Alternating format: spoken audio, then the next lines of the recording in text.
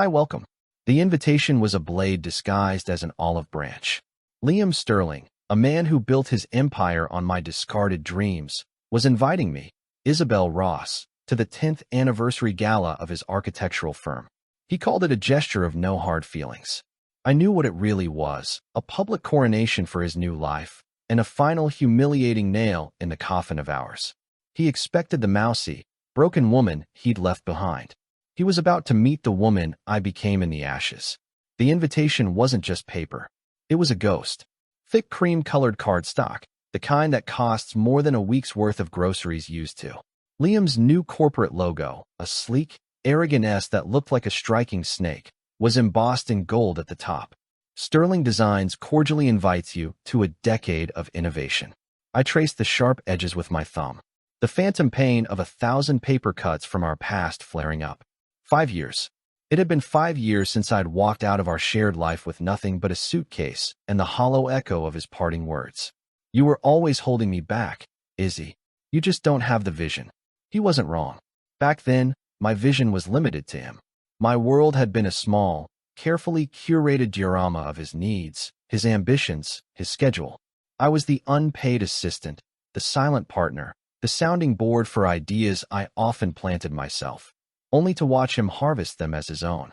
I'd given up my scholarship to the Art Institute of Chicago to support his fledgling business, believing his success would be our success. It was a naive, garish dream that shattered the day I found the receipts for hotel rooms and jewelry, purchases that weren't for me. His new wife, Chloe, was the beneficiary. She was younger, a socialite whose father owned half of the real estate Liam now built on. It was a merger, not a marriage. You're not actually thinking of going, are you? Maya's voice cut through the fog of memory. She was leaning against the doorframe of my studio, arms crossed, a fierce, protective glint in her eyes.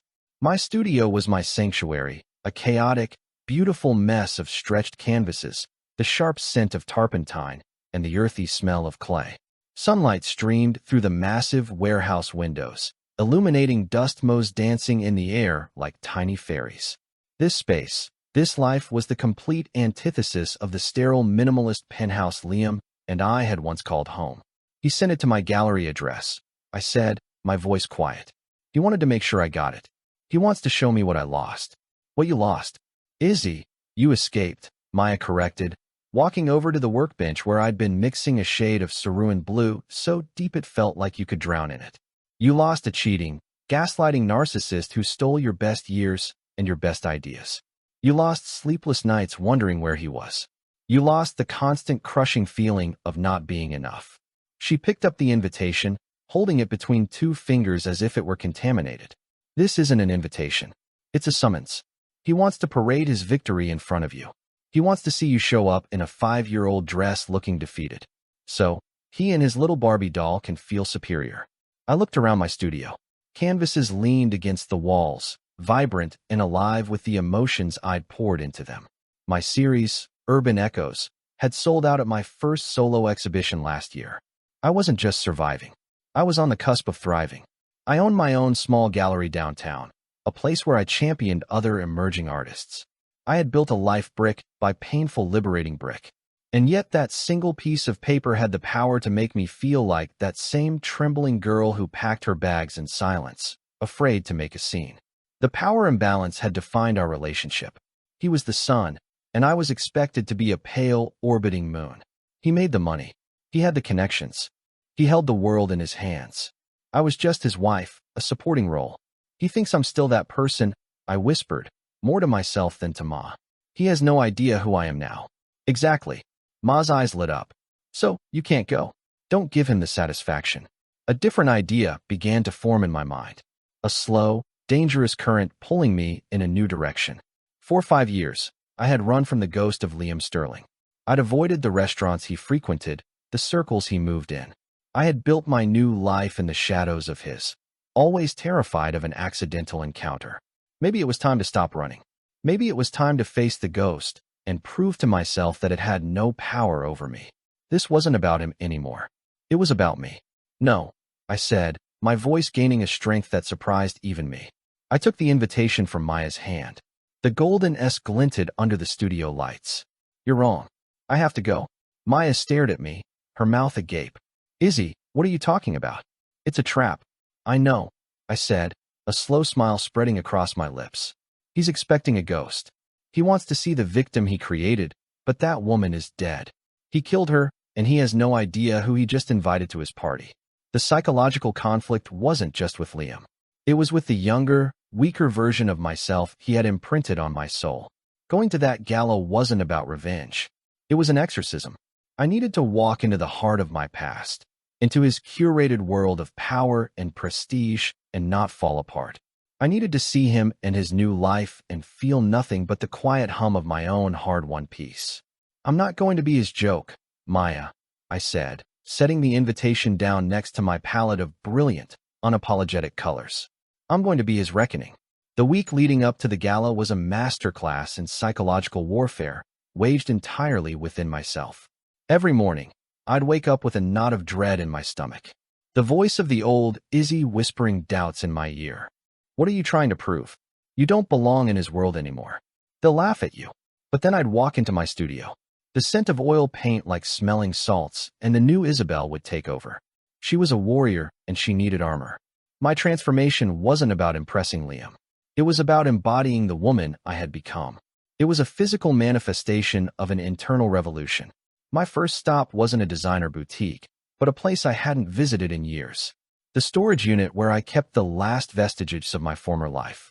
Tucked in the back, behind dusty furniture and boxes of forgotten kitchen gadgets, was a portfolio case.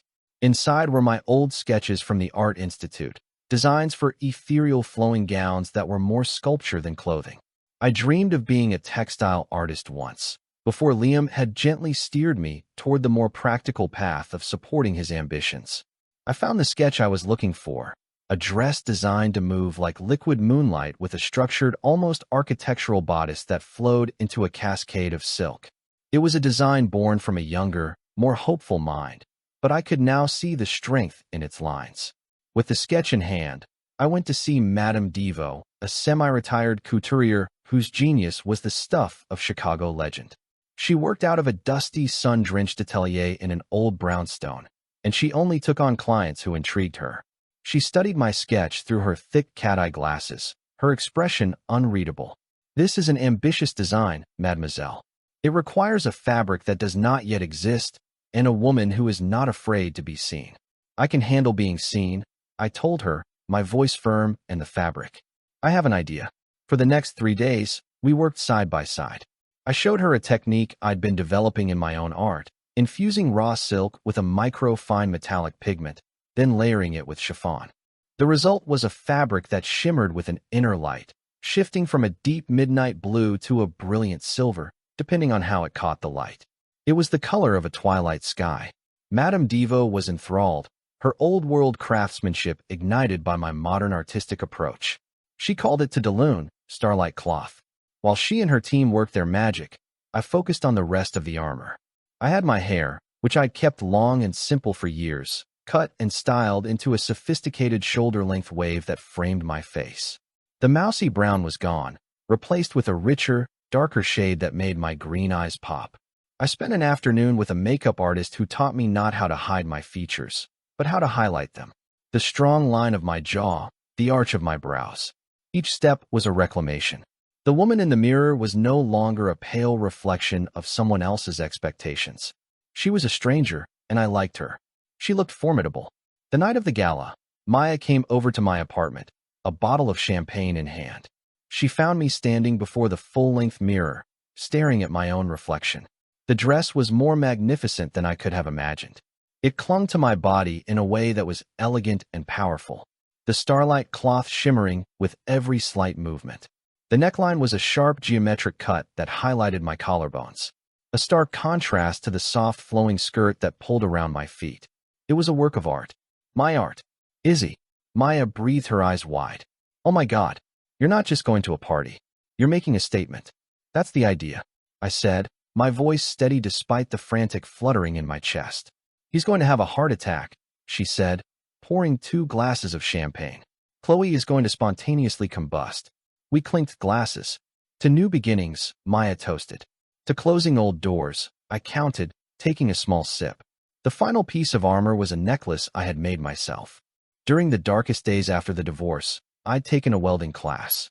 I'd found a strange comfort in melting and reshaping metal, in creating beauty from raw, unyielding materials.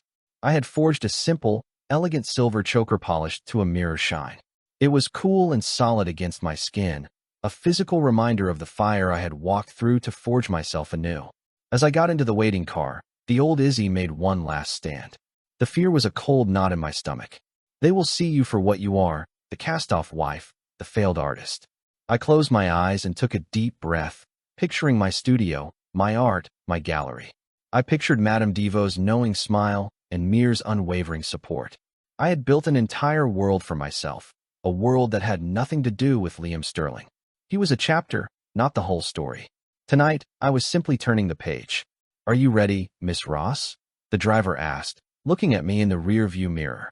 I met my own gaze in the mirror. The woman looking back was calm, her eyes clear. She was ready. "Yes," I said. "I am." The gala was being held at the Adler Planetarium, a place Liam had chosen for its theatricality. Its domed ceiling and sweeping views of the Chicago skyline were a perfect backdrop for a man who saw himself as the center of the universe. From the moment I stepped out of the car, I could feel the energy of the event, a low thrum of self-importance punctuated by the clinking of glasses and forced laughter. I paused at the entrance, taking a moment to center myself. The cool night air felt good against my skin. I could hear the gentle lapping of Lake Michigan against the shore, a steady, calming rhythm. Then I walked in. The effect was instantaneous. It was like a sound wave of silence radiated out from the doorway. Conversations faltered, heads turned. 100 pairs of eyes belonging to the city's elite, all fixed on me. They knew who I was. I was Isabel Sterling, the first wife, the discarded starter model. But the woman who stood before them didn't match their memories. I saw the confusion, the shock, the reevaluation happening in real time. My dress, my Dion, seemed to drink in the ambient light of the room and reflected back, creating a subtle aura that was impossible to ignore. I kept my chin high, my shoulders back, and walked into the lion's den, not as prey, but as an equal, and then I saw him. Liam was holding court near the center of the room, a glass of champagne in one hand, the other resting possessively on Chloe's lower back. He looked the same, impeccably tailored suit, a smile that was all teeth, an aura of supreme confidence. He was in the middle of a sentence when the hush fell over the room. He followed the gaze of his audience, his smile faltering as his eyes landed on me. For a full 5 seconds, he simply stared. The practiced charm vanished, replaced by a look of raw, unfiltered shock. His mouth opened slightly, as if to speak, but no words came out. It was as if he was seeing a ghost, but a ghost more vibrant and alive than anyone else in the room.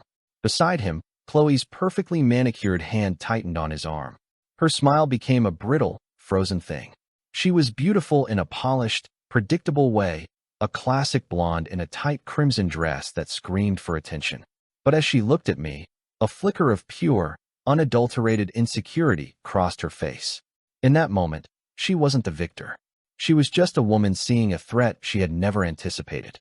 The spell broke. The murmur of conversation started again, but now it was different. It was hushed, urgent. "Is that Isabel?" I barely recognized her. "What is she doing here?" I ignored them all. My focus was on Liam. I gave him a small, enigmatic smile, a slight inclination of my head, and then I deliberately turned away, heading towards the bar as if his presence was of no consequence to me whatsoever. It was a calculated move, a reclaiming of power. I was not here to engage with him. I was here on my own terms. "A glass of your driest champagne, please," I told the bartender. As I waited, I felt a presence beside me. I didn't have to look to know who it was. The expensive, overbearing scent of his cologne was a memory I couldn't erase. "Isabel," Liam said, his voice a low, strained growl. "What the hell are you doing here?" I turned to face him slowly. Up close, I could see the faint lines of stress around his eyes that his expensive grooming couldn't hide. He looked older. "You invited me," I said simply, my voice calm and even. I took the glass of champagne from the bartender. It was a lovely gesture. I was touched. My placid response seemed to infuriate him more than an outburst would have. He was used to my tears, my emotional reactions. This cool, unbothered woman was a stranger to him. This was not I didn't expect you to actually come, he hissed, leaning closer. And what is this? This costume? What game are you playing?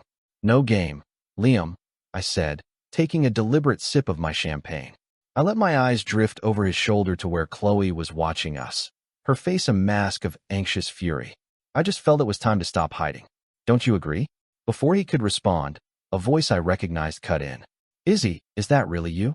It was Marcus Thorne, one of the senior partners at the firm Liam had worked at before starting his own company. Marcus was a kind, older man with a gentle face and sharp, intelligent eyes. He had always been kind to me, treating me as more than just Liam's shadow. Marcus, I said, my smile genuine now. It's so good to see you. My God, he said, taking my hand. He looked from me to Liam, whose face was now a thundercloud of controlled rage. You look incandescent. I heard you opened a gallery, the Thorne Gallery on Michigan Avenue. Right. My wife is a huge fan of your work. She bought one of your Urban Echoes pieces. The shock on Liam's face was almost comical. He had no idea. He had so thoroughly dismissed my art, my passion, that it never occurred to him that I could achieve success without him. He thought I was still painting sad little watercolors in a spare bedroom. I'm so glad she enjoys it, I said to Marcus, turning my full attention to him and effectively dismissing Liam. You must bring her by the gallery sometime soon. I have a new collection I'm preparing. I allowed Marcus to lead me away, leaving Liam standing alone at the bar, his hand clenched around his champagne flute. The power imbalance that had defined our marriage, the one he had tried to reinforce with his cruel invitation, had been completely upended in the space of 5 minutes. He had invited his ex-wife as a joke, expecting a pathetic footnote to his grand story. But the woman who showed up was a story all her own, and he was about to find out he wasn't the main character. Walking through the gala with Marcus Thorne at my side was like having a diplomatic passport. He was universally respected, a titan of Chicago's old guard architectural community, and his open admiration for me was a clear signal to everyone else. The whispers didn't stop, but their tone began to change. The pity was replaced by curiosity, the shock by a grudging respect. I have to admit, I was surprised to see your name on the guest list, Marcus said as we found a quieter spot near the massive windows overlooking the glittering city. I was surprised to be on it, I admitted. I suspect it was meant as some sort of closing statement. Marcus's eyes, full of wisdom, met mine. Well, if this is a closing statement, my dear, you're the one delivering it. Liam looks like he's seen a poltergeist. I couldn't help but laugh. A real genuine laugh that felt liberating in this stuffy, pretentious atmosphere. It felt good to be seen, truly seen, by someone who had known me before and could appreciate the difference. Our conversation was easy and natural. We talked about art, about the changing face of Chicago's architecture, about his wife's charity work. He asked insightful questions about my gallery and the artists I represented. He listened, something Liam had never truly learned to do. With every passing moment, I felt the last vestiges of the timid, insecure woman I had been flaking away like old paint. From across the room, I could feel Liam's eyes on me. It was a hot, angry glare. He was used to being the center of attention, the sun in every room. But tonight, a new celestial body had entered his orbit, and it was pulling the gravity of the room with it. He was losing control, and he hated it. Several other old acquaintances drifted over, drawn by Marcus's presence. They were Liam's colleagues, clients, people who had known me as Mrs. Sterling. Their greetings were a mixture of awkwardness and awe. Isabel, you look wonderful, said one woman, the wife of a major property developer.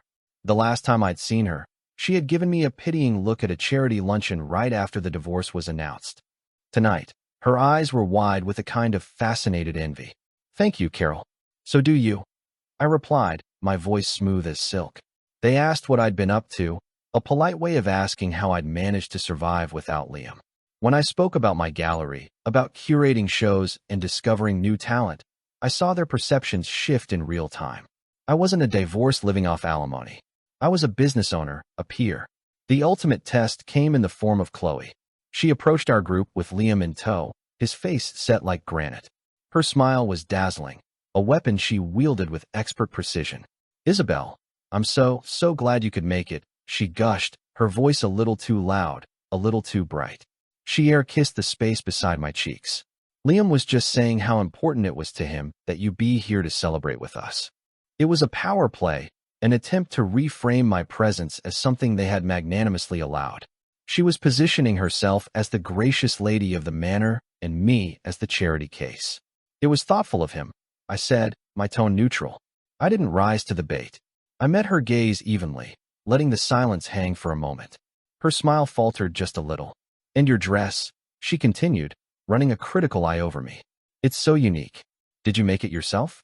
The insult was subtle, wrapped in a compliment. In her world, homemade was a slur. Before I could respond, Marcus stepped in. It's a masterpiece, isn't it? Isabel is not only a brilliant curator, she is a gifted artist in her own right. This is wearable art. Chloe's eyes narrowed. This wasn't going according to her script. Liam, who had been silent and brooding, finally spoke. Marcus, I need to steal you away for a moment. We need to discuss the Bennett proposal. It was a clumsy attempt to isolate me, to pull my powerful ally away. Of course, Liam, Marcus said, but then he turned to me. Don't you go anywhere, Izzy. I want to hear more about your upcoming exhibition. He gave my arm a reassuring squeeze before he left, a silent promise of his return. Left alone with Liam and Chloe, the temperature dropped. The thin veneer of civility evaporated. I don't know what you think you're accomplishing by being here, Liam said, his voice low and venomous. But this performance is pathetic.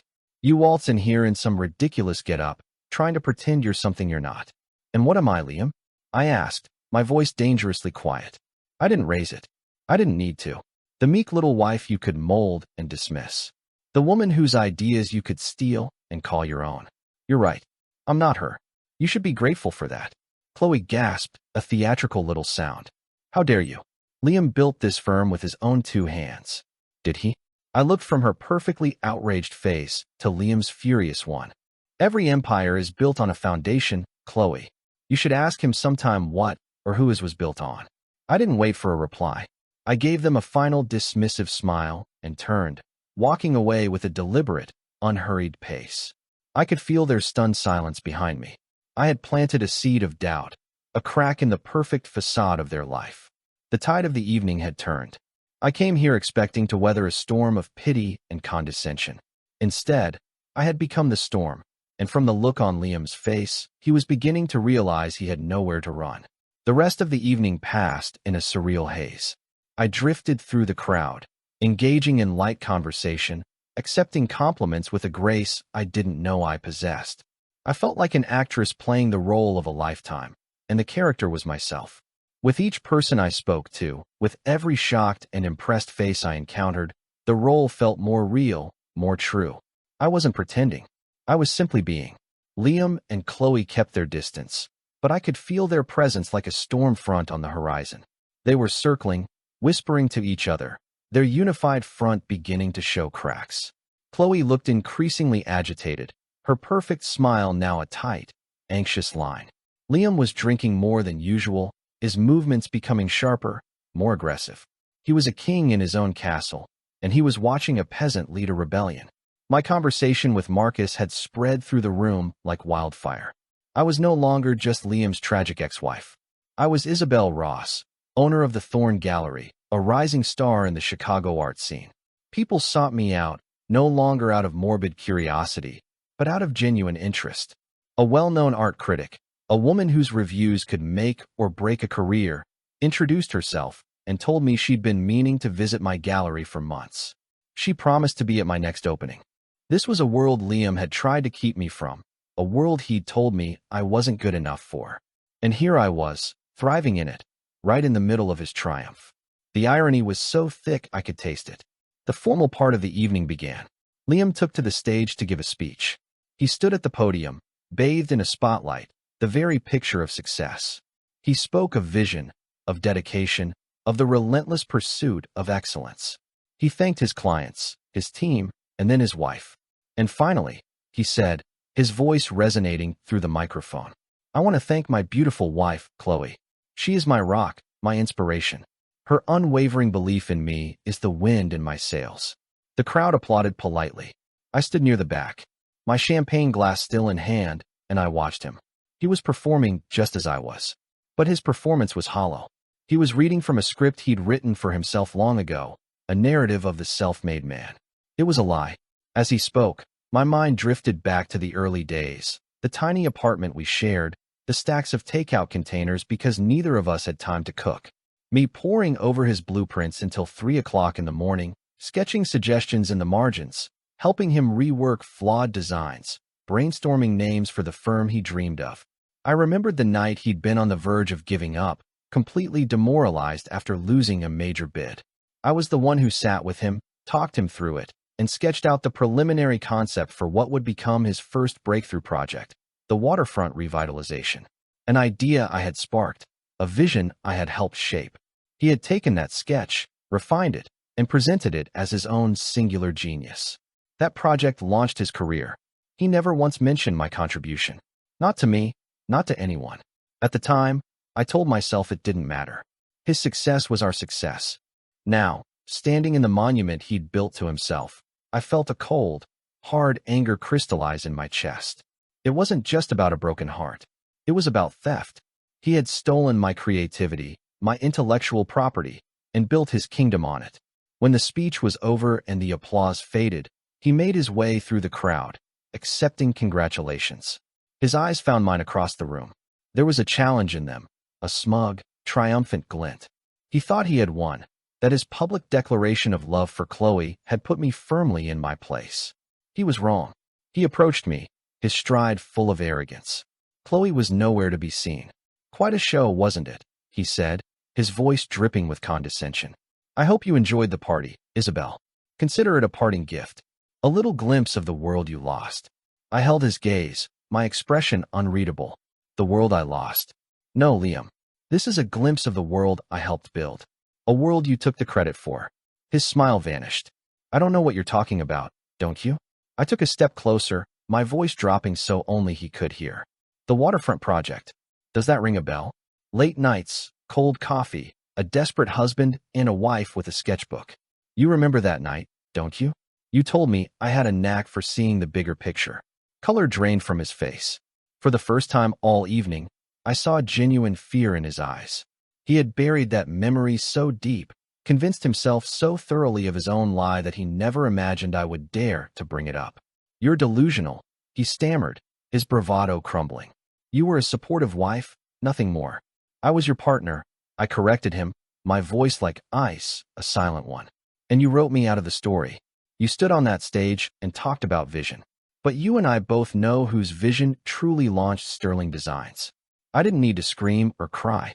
The quiet, unassailable truth was more powerful than any emotional display. I had just taken a sledgehammer to the foundation of his identity. He wasn't the self-made genius. He was a fraud.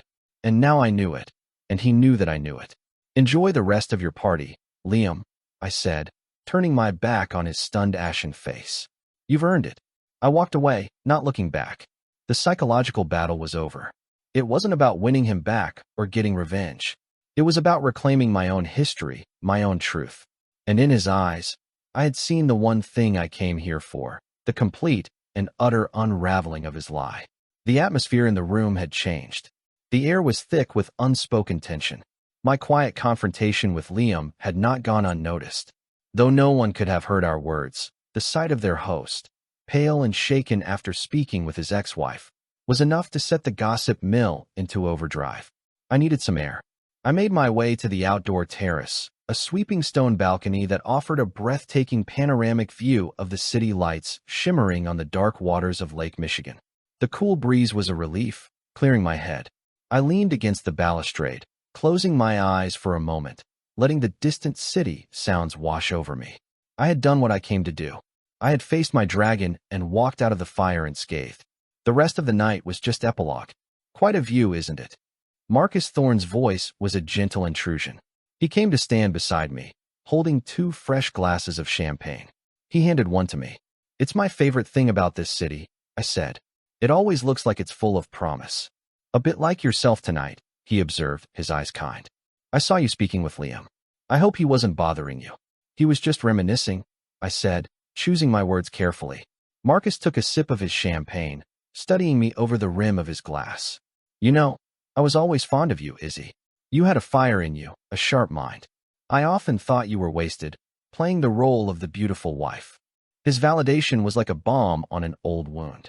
I thought that was the role I was supposed to play. Roles are cages if we let them be, he said wisely. It seems you've broken out of yours spectacularly. The talk of the party isn't Sterling Designs' 10-year anniversary. It's Isabel Ross. We stood in comfortable silence for a few minutes, watching the city breathe. It was a moment of peace in the midst of the emotional battlefield I had just navigated. But the war wasn't quite over. The terrace door slid open with a sharp swoosh, and Chloe stepped out. She had shed Liam and was now on a solo mission. Her crimson dress looked garish under the soft moonlight. She approached me, her heels clicking aggressively on the stone. "There you are," she said, her voice tight with forced pleasantry. She completely ignored Marcus. "I was hoping for a chance to talk to you, woman to woman." I straightened up, my internal alarms on high alert. This was not going to be a friendly chat. "Chloe," I acknowledged coolly. "I just want you to know that I understand this must be difficult for you," she began, her tone dripping with condescension, seeing all of this, seeing Liam so happy. "It must be a painful reminder of what you lost."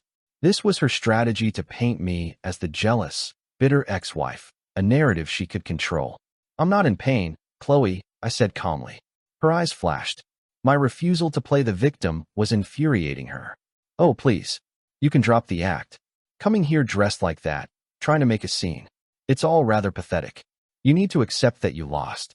I won. He chose me. He didn't choose you, Chloe," I said, my voice dangerously soft. "He chose your father's money. It was a business transaction. And you chose a man who would build you a beautiful house on a rotten foundation. So, in a way, I suppose you're perfect for each other." A strangled sound escaped her lips. She looked around wildly, as if searching for a weapon. Her eyes landed on the full glass of red wine someone had left on a nearby table. In a move that was both clumsy and vicious, she stumbled, lurching towards me and sloshing the dark red liquid all down the front of my dress. "Oh my God," she shrieked, her performance of shock worthy of an Oscar. "I am so sorry. I'm so clumsy." A dark, ugly stain bloomed across the shimmering fabric of my starlight cloth. It was a deliberate act of vandalism, a desperate attempt to ruin my poise, my art, my moment.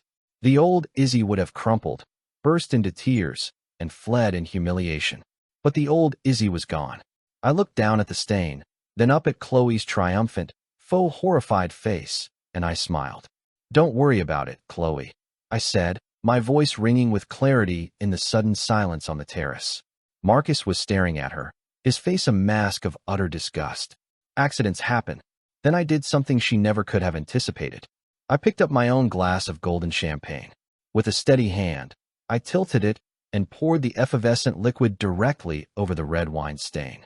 "A little club soda or champagne is the best thing for a red wine stain," I explained to her, as if she were a child. "It helps lift it right out, you see." The champagne fizzed, diluting the red into a pale, watery pink. The stain was still there, but it was muted, softened. My action was so unexpected, so full of calm control that it completely diffused her attack. I had taken her act of aggression and turned it into a domestic science lesson. She stared at me, speechless, her mouth opening and closing like a fish. She had tried to mark me, to ruin me, and I had simply cleaned it up. "Now, if you'll excuse me," I said, handing my empty glass to a stunned but impressed-looking Marcus. "I believe it's time for me to leave. I have an early morning art to create, you know." I gave Chloe one last pitying look. "You can keep him," I said softly. "I'm creating my own masterpieces now." I turned and walked back through the glass doors, leaving her standing on the terrace, covered in the metaphorical splashback of her own failed attack. I had checkmated the queen, not by flipping the board, but by simply playing a better game. My exit was as quiet and deliberate as my entrance. I didn't need a dramatic farewell. The drama was in the details, in the wine stain on my dress that looked more like a watercolor painting than a mark of shame. In the stunned silence of Chloe on the terrace, and in the ghost-white face of Liam, who watched me walk towards the door from across the room, Marcus insisted on walking me out. As we passed through the grand hall, the buzz of conversation followed us. I knew what they were saying. They had witnessed the entire terrace incident. Chloe's petty act of aggression had backfired spectacularly, exposing her insecurity for all to see. My calm, controlled response had solidified the evening's narrative. I was not the victim. I was the victor.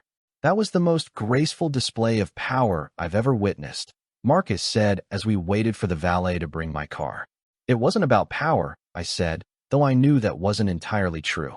It was about not letting her ruin my dress. It's one of a kind. He chuckled. So are you, Isabel. So are you. He handed me his business card. My wife wasn't exaggerating. She's a great admirer of your eye for talent. She sits on the board of the Contemporary Arts Fund. They're looking for a new partner to help them discover and sponsor emerging artists. The position comes with a significant endowment. I stared at the card, then at his face. This was more than just a casual offer. It was a door opening into a world of influence and opportunity one had only dreamed of. They should be talking to you, Isabel, he continued. Your gallery is exactly what the Chicago art scene needs. Fresh, bold, uncompromising. Call me on Monday. We'll set up a lunch with the board. The valet pulled up with my car.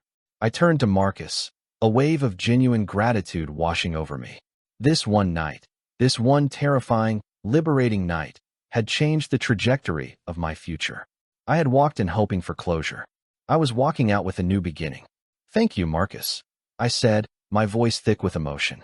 For everything. You earned it, he said with a warm smile. As I drove away, I glanced back at the planetarium. It looked like a temple dedicated to a forgotten god. I thought of Liam and Chloe inside, left to deal with the wreckage of their perfect party. The foundation of their life together, built on his ego and her father's money, was inherently unstable. I had just exposed the cracks. The next few days were a blur. On Monday, I called Marcus. Lunch with the Contemporary Arts Fund Board was set for Wednesday. I spent Tuesday preparing a presentation showcasing the artists I represented, outlining my vision for a citywide mentorship program, my passion and professionalism on full display. The story of the gala, meanwhile, had taken on a life of its own within Chicago's elite circles. The story morphed and grew with each telling, but the core elements remained the same. Liam Sterling's ex-wife had shown up looking like a goddess. His new wife had publicly humiliated herself, and Isabel Ross was a force to be reckoned with. The fallout for Liam was swift and brutal. His business was built on image and reputation. The whispers about his instability, about Chloe's crass behavior, began to affect his bottom line. But the real damage came from an unexpected source. Marcus Thorne, disgusted by Liam's and Chloe's behavior, had a private conversation with a few key players in the city's architectural community. He didn't need to say much. He just planted a seed of doubt. It's a shame about Liam. He might have said over drinks at the club. All that talent, but he seems to have forgotten where his best ideas came from. The story of the waterfront project, my story, began to circulate in a more coded, deniable form. It was a rumor, a piece of industry gossip, but it was corrosive. Clients, already wary of the personal drama, started pulling back. The Bennett proposal, the one Liam had tried to use to distract Marcus, was put on indefinite hold. Liam's empire, built on a stolen foundation, was starting to crumble. He had tried to use his power to humiliate me, but he had miscalculated. He failed to understand that true power isn't about wealth or status. It's about integrity. It's about owning your own story. And his was a lie. I had spent 5 years building a life. He had spent 10 years building a brand. And when tested, my life had proven to be built of stone, while his brand was nothing but a house of cards in a rising wind. A month after the gala, I was in my studio putting the finishing touches on a new painting. It was different from my other work, bolder, more abstract, full of color and light. It felt joyful. The partnership with the Contemporary Arts Fund had been confirmed. My gallery was expanding. My life was moving forward at a dizzying pace. And for the first time, I wasn't afraid of the future. I was excited by it. The buzz of my phone startled me. It was an unknown number. I almost ignored it, but something made me answer. Hello, Izzy. The voice was thin, ragged. All the booming confidence had been stripped from it. It was Liam. I need to see you, he said without preamble. I don't think that's a good idea, Liam. Please, he begged. And the word was so foreign in his mouth, it shocked me into silence. Just wants to talk my office. Against my better judgment, I agreed. Curiosity, perhaps, or the need for a final definitive period at the end of our long, painful sentence. His office, Once the gleaming nerve center of his empire felt different. It was still luxurious, but there was a layer of dust on the glass desk, a stack of unopened mail. The energy of the place was stagnant, defeated. He looked terrible. He'd lost weight. His expensive suit hung on him, and the dark circles under his eyes told a story of sleepless nights. Chloe was gone. She had left him the week before, her father pulling all his investments out of Sterling Designs. As a final act of retribution, the merger was officially dissolved. "Thank you for coming," he said, gesturing to a chair I didn't take. I remained standing, a silent refusal to get comfortable in his world again. "What do you want, Liam?" He paced the room, his movements agitated. "I want to understand why. Why did you do it? You came to my party to destroy me." I finally looked at him, really looked at him, and what I saw was not a monster, but a small, broken man. The power he had wielded over me for so long was an illusion, a costume he wore to hide his own profound insecurity. "You're wrong," I said, my voice devoid of anger. There was nothing left to be angry about. "I didn't come to destroy you. I came to save myself. I came to prove to myself that you had no more power over me. The rest, all of this." I gestured around the failing office. "This is the consequence of your own choices, your own lies." He stopped pacing and stared at me, his eyes searching my face for a flicker of the old Izzy, the one who would have comforted him even after he had hurt her. She wasn't there. "The waterfront project," he whispered, the words like smoke. I was desperate. I was going to fail. That sketch, it was brilliant. I told myself it was for us, that our success would justify it. "There is no us, Liam," I said softly. "There hasn't been for a very long time. You built your career on my silence. Did you really think it would last forever?" He finally sank into his chair, his head in his hands. He didn't cry. He just seemed to deflate, all the air going out of him. "What do I do now?" he asked the empty room. It wasn't a question for me. It was the desperate plea of a man who had lost his own story. He had spent so long playing the part of the genius architect that he had no idea who he was without the costume and the stage.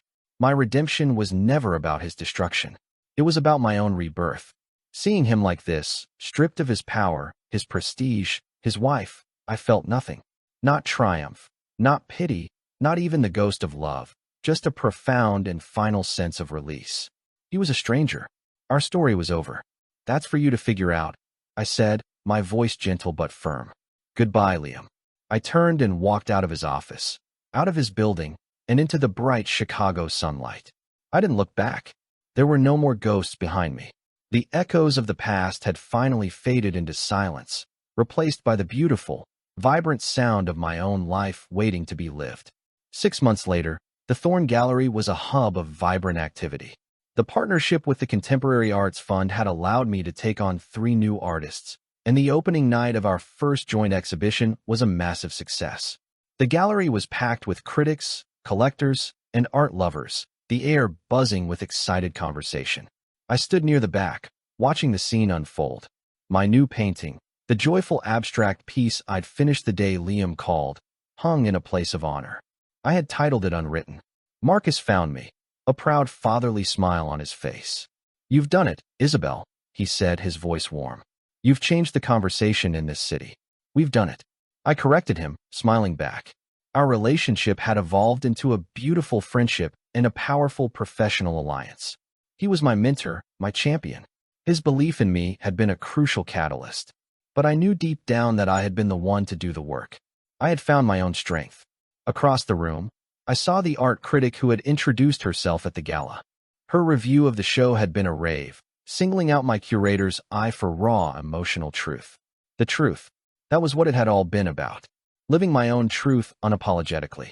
Later that evening, after the crowds had thinned, Maya and I were closing up. "Do you ever hear about him?" she asked quietly, polishing a glass. I knew who she meant. I had heard whispers. Liam had sold his firm for pennies on the dollar and moved away. Some said he was in California trying to start over. Others said he was living with his parents. I didn't know, and I didn't care.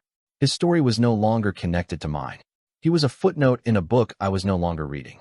"No," I said honestly, "I don't." She looked at me, her eyes searching. "Are you happy, Izzy?" I looked around the beautiful space I had created, at the art that lined the walls, at the reflection of the strong, confident woman in the gallery window. My life wasn't a fairy tale. It was real, and it was mine. It was a blank canvas, and every day I got to pick up the brush and decide what masterpiece to create. Yes, I said, and the word was as solid and as true as the ground beneath my feet. I really am. Isabel's journey wasn't about revenge. It was about reclamation. She walked back into her past, not to burn it down, but to retrieve the parts of herself she had left behind. She reminds us that true power isn't about the life you project to the world, but the one you build within yourself, brick by honest brick. Her story is a testament to the fact that sometimes the most beautiful art is the life we create from the ashes of who we used to be. It proves that the end of one story can be the magnificent unwritten beginning of another. If this story of transformation and empowerment resonated with you, please hit the like button, share it with someone who needs to hear it, and subscribe for more tales of redemption and strength. Us.